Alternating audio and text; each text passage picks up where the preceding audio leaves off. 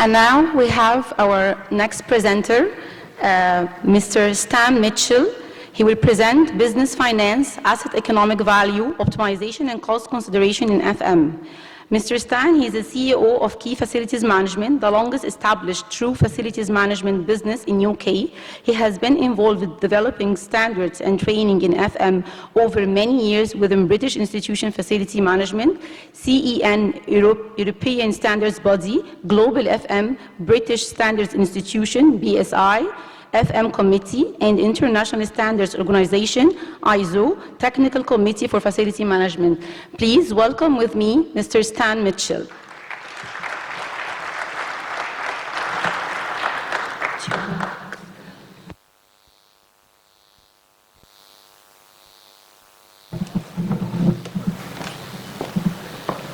Salam alaikum, and good afternoon. I'm very pleased to be here. When you come to these conferences and you are not aware of what the other speakers are going to speak about, it's quite reassuring that we're not contradicting each other quite as much as could happen. So some of the previous speakers certainly are very much aligned with what I'm going to try and speak to you about today. And my theme is around finance, so bear with me. I get there eventually in this talk. But I want to try and make this as simple as possible in terms of the message and the communication. And in doing that, I want to start with the basics, a little bit about me, but not too much. You don't want to know much about me, but about the basics and what I call true FM, and what's the difference between true FM and what a lot of people in the markets and emerging markets all over the world term facilities management.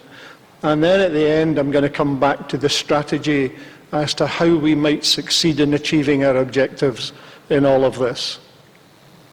So first of all, I'm from Scotland, so my English associates tell me I don't speak English very well, and I certainly don't speak Arabic very well either, so please bear with me, I'll do my best.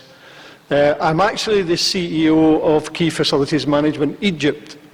We've been in Egypt for over 10 years, and when I first started to take the business outside of Scotland, outside of the UK, everybody told me, go to the Gulf. And I went to the Gulf and I thought, the Gulf isn't ready for what we do as a business. So the first place we came to in the world was Egypt. So it was mentioned earlier by Sharif, treat this as your second home. This is my second home. I spent several years living here in New Cairo, Degal Mohammed. And why did I come and live here? If I was going to take this concept of facilities management abroad, the one thing I do know about FM is what works in Scotland or the UK does not necessarily work in the Arab world.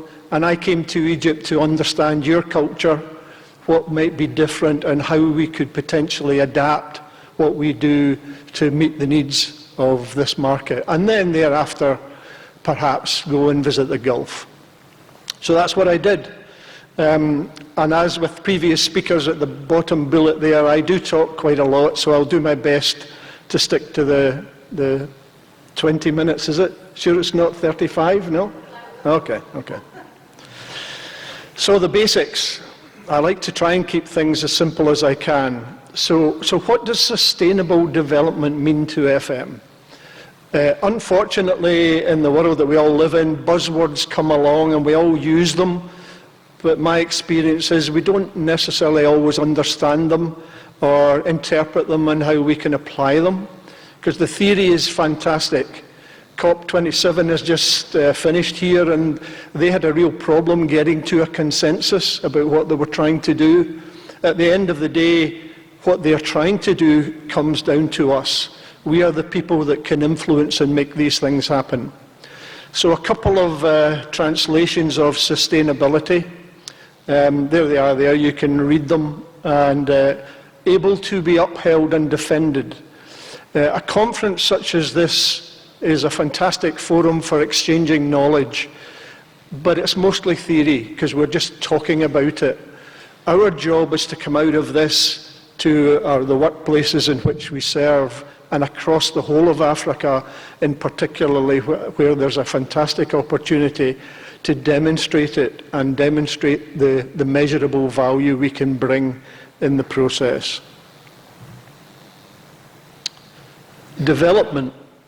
So, an event constituting a new stage in a changing situation. Our business is change management. We call it facilities management for good reason, but the essence of what we do is change. Fantastic presentation about Cairo Festival City and how they are constantly looking to change and influence and improve what we do from an FM context, to be applauded. So the basics of some of this in terms of development. There's a number of organisations. I choose these organisations because I'm a member of each of them. That's the only reason. There are many other organisations, I'm very happy to say, that are emerging around the world in what we all do. And it's these organisations that give us the knowledge and the information through events such as this, where we share what we know. In this room, we might all think this is a big community. We're not. We're a tiny community in the world of economics and business and commerce. We need to share the knowledge. We need to leverage each other in order to try and take FM forward. And these organisations are where you can do that. You can mix, you can interface. Nobody in this room, in my view, is a competitor. We all can get something from each other. And if we do that and do that in the right way, we all win. Because FM wins. And the more FM wins and becomes relevant, the more we all benefit in this discipline that we all enjoy.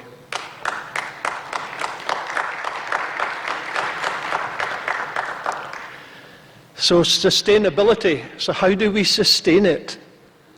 Organisations like BSI and ISO, they give us standards against which we can try and do what we are here to try and achieve in adding value to organisations that we serve.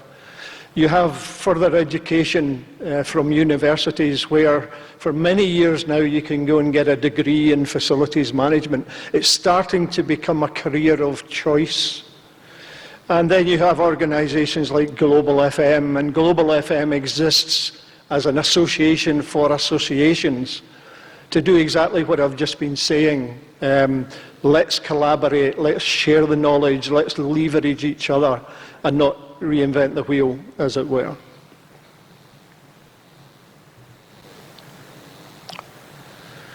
So what does it mean to accelerating FM across Africa? I'm going to ask you, how many of you, raise your arm if you're involved in FM on a day-to-day basis. How many of you do the job? Not many. Not unusual in a conference like this. There's the reason for these associations. There's the reason for these standards. There's the reason why we, if we're truly going to try and deliver sustainability across Africa, big challenge, how are we going to do that? None of us, and nobody I've ever met in FM, has got all the answers to anything. That's a true statement. We need each other. So what does it mean? And I want to consider two fundamentals. Facilities management itself, and what does it mean? Previous speakers have already said and highlighted it means different things to different people. For those of us that have been around a long time in this professional discipline of ours, put 10 FMs in a room and ask them to define what FM is, you'll get 10 different answers, I'll guarantee it. And that's one of the reasons that we need to have these conferences. That's one of the reasons you need to be a member of your local association or one of the international associations such as IFMA and IWFM. If you don't do that, you're reinventing the wheel, essentially. So then, let me linger on this a little while, and then how do we make sure that that strategy is successful?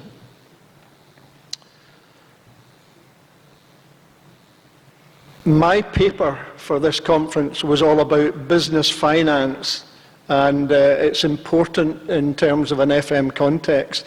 And the challenge I put to you, the challenge that was put to me, business finance is important within FM? Absolutely.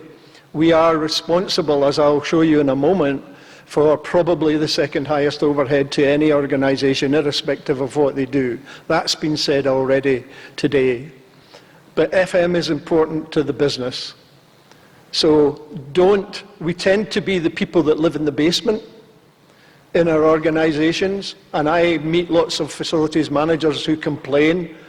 The C-suite doesn't listen to us, they don't understand what we do, and that's probably true statements in many organisations. But my reply to that is, well, whose fault is that? It's ours. We're the only people that can change that. And in order to do that, we need this knowledge exchange. We need the evidence of what we do can add real value to the organisations that we serve. And I'll demonstrate that in a moment again in terms of sustainability. The typical whole life cost of any facility is those figures in front of you. The figures could be argued, there's no doubt about that. It's the relationships, and that's just been mentioned earlier today. That information didn't come from FM. That information came from the UK government many years ago now, who introduced the concept of PFI, that is now called PPP, Public-Private Partnership, and in the Middle East it's called something slightly different. But the message there is 80% of the typical whole life cost of any facility is in our hands. So common sense tells you, tells your CEO, tells your chief financial officer, this is a professional strategic discipline that we're involved in. Why are we not recognised for that? Why are we not demonstrating the value that we deliver? Because we're not putting the message out there in the right way to the right people at the right time. It's our problem, nobody else's. I want to talk about something called True FM. Many years ago I was asked to do a paper in 1990. What is this thing you keep talking about, Stan, called FM? And I thought, how can I communicate this? It was for Strathclyde University in Scotland. And I ended up drawing a picture because I could talk to the picture, and people tend to remember pictures much, much better than somebody like me standing here for 20 minutes talking to you. If that blue triangle represents everything about FM, just bear with me on this. So everything that we do in FM is that blue triangle. It's generally accepted it happens at three levels. There's a strategic level, there's a tactical level, and there's an operational level. And in that operational level, you can see those black segments. Those are the specialist technical disciplines: engineering, cleaning, hygiene. People are there who are experts in giving us that advice. So what is FM? If you now look at the organisational performance in every aspect of it, and it's been mentioned already about if you don't measure, you cannot improve, and it's true. So where does that asset economic value optimization come from? It comes from the strategic and tactical levels of FM. The operational levels, as you can see in the relationship between the two triangles, have limited opportunity to go and influence organisational performance. That's not to demean it, because that technical expertise is essential. Those facilities services organisations are essential for successful facilities management. There's one exception to that message, because that operational level in FM, in our blue triangle, those are the people that give customer service. Those are the people that represent you with everybody that walks into that facility. So they are the champions of customer service, and we need to recognise that as well. But if we're talking about the economic value optimization, that will happen at strategic and tactical level. And as already been said, the greatest value is the smallest resources in FM at a strategic level that has the biggest influence, and that's in that design phase. And I'm happy to say that our organisations, architectural practices, developers who are beginning to recognise that, it's that strategic influence that can make greatest value in making sure the design is maintainable. I was involved in you may have heard of Masdar City in Abu Dhabi. We were the FM consultants on the design team. And the first thing when we turned up, everybody else in the room said, "Why are you guys here? What do you design?" And my answer was, "We don't design anything. We're just here to ask stupid questions of what you design. And if there's a stupid answer, we all have an opportunity." They didn't like it to begin with, but they got it. So, strategic level, tactical level. Strategic level is about doing the right things, not for FM, but for the organisations that we serve. We're servants to the business, to the government, to the hospital, whatever it is. We need to understand what those right things are and interpret that into what we do in FM. At the tactical level, it's about doing those things right. And there's a subtle difference between the two, but worth keeping that in mind. Strategy to succeed. There's red lights starting to flash in front of me. First message is don't reinvent the wheel. That's why you're all here, I hope. Let's exchange. When we get the chances to network, talk to each other, where are you from, what's your biggest problem in FM? I've done that. I've had that pain already. Maybe I can help you. When it comes to how not to reinvent the wheel, organisations like this, if you get the opportunity to do the sustainability tour here, take it. Fantastic job. If you're from Egypt and you're not a member of the association yet, join it. You will benefit from it, I will guarantee. ISO is something now that ISO is treated in the world of business and commerce as kind of independent. And ISO has a credibility that's well worth leveraging. Raise your hand if you've ever read an ISO standard in facilities management. That's reasonably good compared to, I've been at conferences where not one hand goes up. It's crazy. ISO committee today is 51 countries who bring best practice as they see it together to get a consensus. It's always a consensus. And it's always going to be a dilution of what you think. But that's okay, because remember, no facility manager I've ever met has got all the answers to anything. So that consensus is a rich source of knowledge. 41,000 I'm going to very quickly rattle through, because Duncan Waddell is going to talk a bit more about the ISO standards tomorrow. There's the standards that we have already published in the ISO committee. 41,012, if you're in the job of delivering FM, that's a fantastic document. It has real valuable information for you on an ongoing basis. I would highly recommend it. 41,001 is a strategic document. It's been mentioned already. And this is a creditable document about your management. Remember, you're a facilities manager. So that document helps you manage what you do in FM. It's also been mentioned that there are more documents on the way. We're a very busy committee.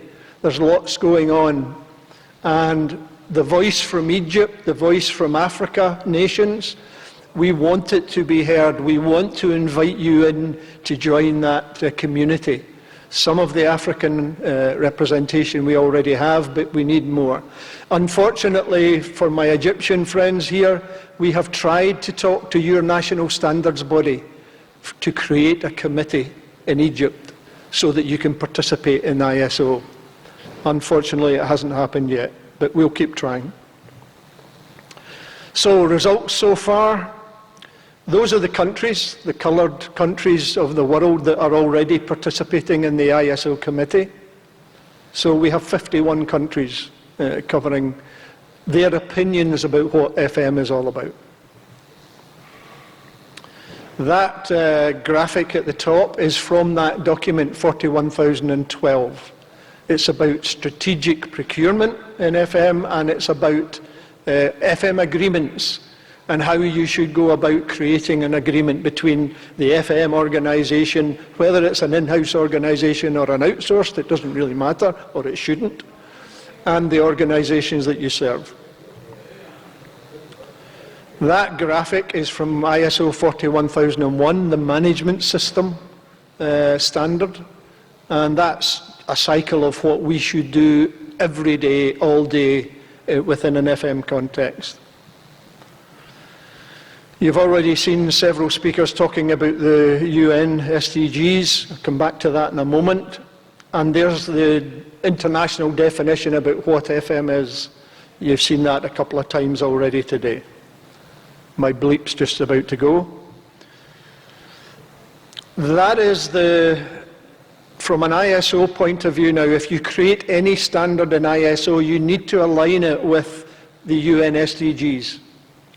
There is only one committee in ISO that does more than we do in FM to contribute to those goals. We have that power. Do we use it? AUC does. Okay? We have that opportunity, all of us, to make a real difference. 14 of the 17 SDGs we believe FM contributes towards. And there's no other committee other than one that can say that. It's already been mentioned, 41,019 is on its way. That's for us in FM about how we can do more around sustainability. So, thank you for your time.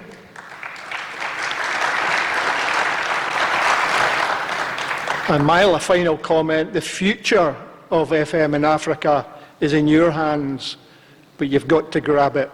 And if you do, you will make a difference.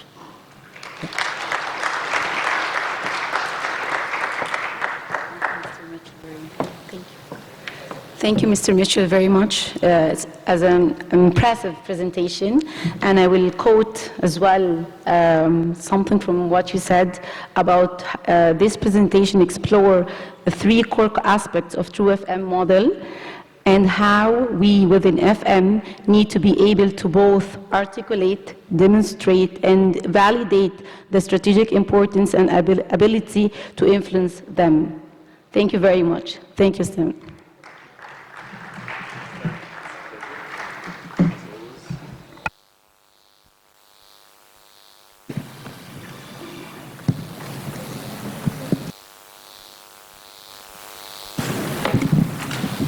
Yeah, thanks, Stan. I met Stan a few years ago. We had lunch together in MEFMA in Dubai. I didn't know who he was, but we spoke, and he was very humble to have me beside him.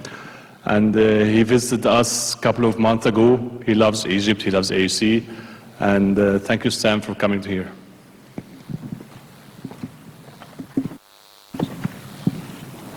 Thank you very much. I think now the last session has been cancelled. We can have it like by end of the day as a recorded presentation. But I have a quick remarks for you. Now we will leave you to enjoy a dinner for an almost 45 minutes. Please be back. A lunch, I'm sorry. Please be back at 3:15.